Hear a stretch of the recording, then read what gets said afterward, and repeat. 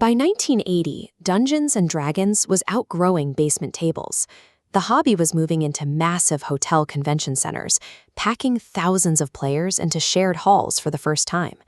But these gatherings were a logistical disaster.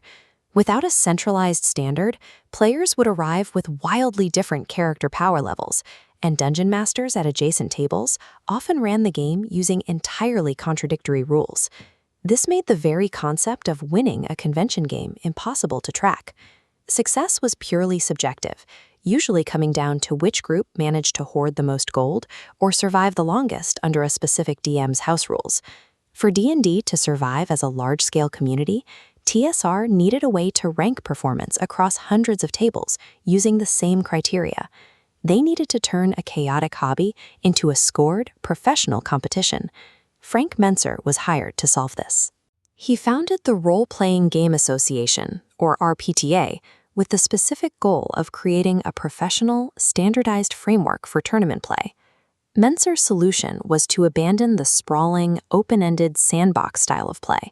He replaced it with a 4-hour competitive format that functioned like a mechanical stress test for the players. This shift was personified in the 1982 release of The Egg of the Phoenix, known as R3. It was a 16-page exclusive booklet designed to act as the official testing ground for this new, regimented era of the game. R3 functioned as a blueprint. It was designed to standardize how players interacted with the environment, ensuring that every group faced the exact same challenges under the exact same pressure. To create a level playing field, R3 forced players to use pre-generated, mathematically balanced characters. This removed the possibility of one player bringing an overpowered character that could bypass the module's challenges. The dungeon masters weren't just narrating, they were grading. Using a strict rubric, they scored groups on their knowledge of the rules, their tactical coordination, and how well they stayed in character while the clock was running. The module's fault box mechanic is a perfect example of this mechanical rigor. If the players kill the Guardian Phoenix, its body explodes, shattering the artifact and creating a dimensional void that sucks in everything nearby. Because the void offers no saving throw, a standard hack-and-slash group is immediately deleted, scoring a 0. It rewarded careful positioning over raw aggression. Mentzer also introduced isometric cartography.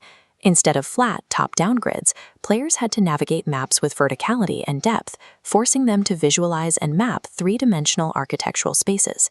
These innovations successfully changed the player's relationship with the game. D&D was no longer just a loose narrative. It was a lethal, precise, and measurable tactical puzzle.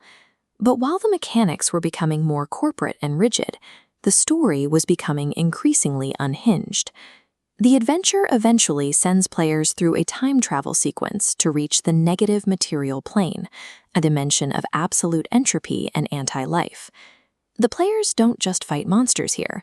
They have to figure out how to tactically battle a massive, leering moon with a skull for a face that actively tries to kill them. The tone then shifts violently again, dropping the players into an encounter with a family of fire giants who argue like characters in a dysfunctional domestic sitcom. This tonal whiplash actually led to a rebellion within TSR. When the project reached the art department, staff artists reportedly mutinied, refusing to draw what they called the author's private fantasies. This module captures a company in a state of tension, trying to implement professional, standardized testing while still indulging in the bizarre, unrestrained imagination of the early tabletop era. The module's legacy was secured in 1987, when TSR hired designer Jennell Jaquays to expand Mentzer's original tournament scripts. Jaquays took the 4 separate tournament modules and rewrote them into a single campaign called I-12. She used a node-based design, allowing players to choose their paths. This edit turned isolated tests into a cohesive narrative, maintaining original difficulty while allowing deep exploration. This iteration proved that the rigid constraints of a tournament could provide a stable foundation for complex, multi-session campaigns that players still study for their architectural depth today. The scoring systems and pre-generated character rules tested in R3 are the direct ancestors of modern systems like the D&D Adventurers League. The concept of a shared, standardized experience played simultaneously at hundreds of different tables started with the experiments in this module. The egg of the phoenix is a fossil of a major turning point, documenting the exact moment the hobby transitioned from a loose collection of home games into a global, organized industry.